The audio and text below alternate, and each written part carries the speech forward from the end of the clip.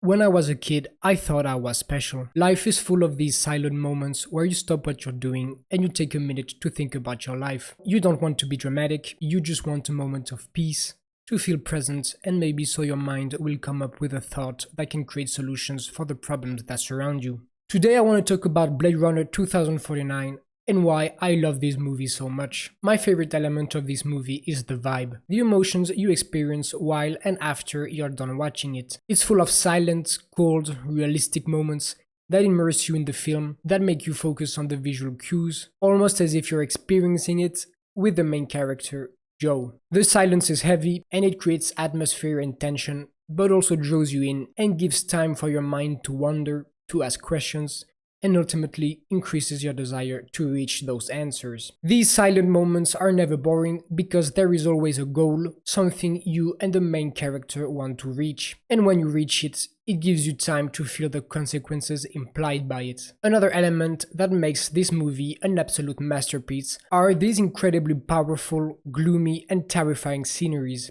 accompanied by perfectly crafted, deep soundtracks. You get to travel with Joe while this abysmal world unravels, fog everywhere, water droplet streaks on your window, while you observe these giant structures. I love the sense of scale, how you feel minuscule in this strange city. The fog, the rain, the darkness creates an atmosphere that is strangely comforting. Like when you had to go to school and the sky was so dark, the teacher had to light up the classroom and it felt like it was night. The world is depressing, but it also feels like you're sheltered from everything else. To put it simply, the aesthetic from this movie is god tier. It's magically tragic, it's dreamy yet grounded. The architecture, how the light is used, the color palette, it's out of this world. The visual effects in this movie are outstanding because they're invisible. You never think about it, from the holograms to the explosions to the movie characters. Yes, that's not a real human being, that's entirely CG. For example, when this character is creating digital dreams, it's so well made,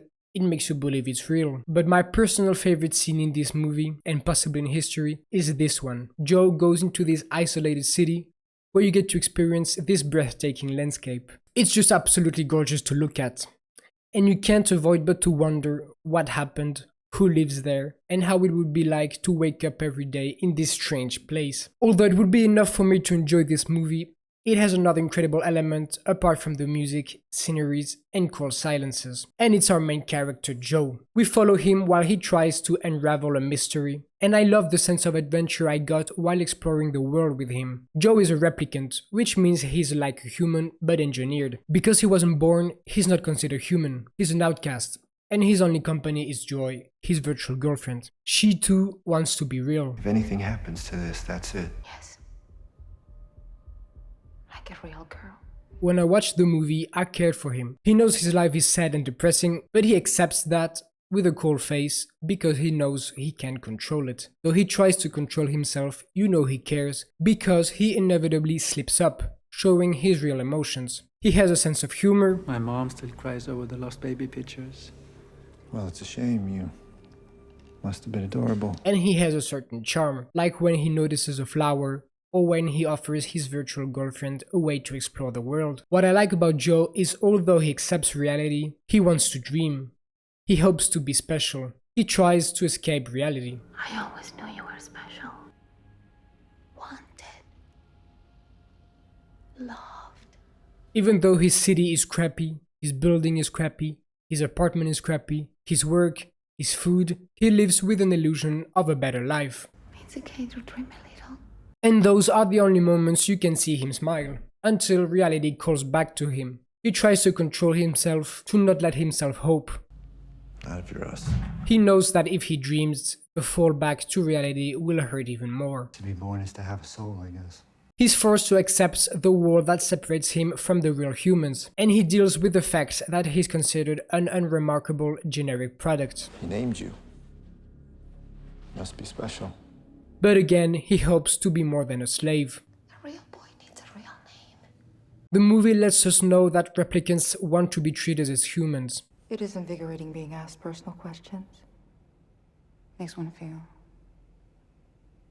desire. But Joe doesn't want to indulge in that. When the girl asks him a personal question, he just ignores her. Do you enjoy your work, officer?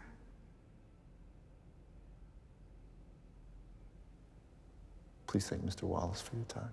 Until he finally indulges and accepts that he's special, that he's real. I know it's real.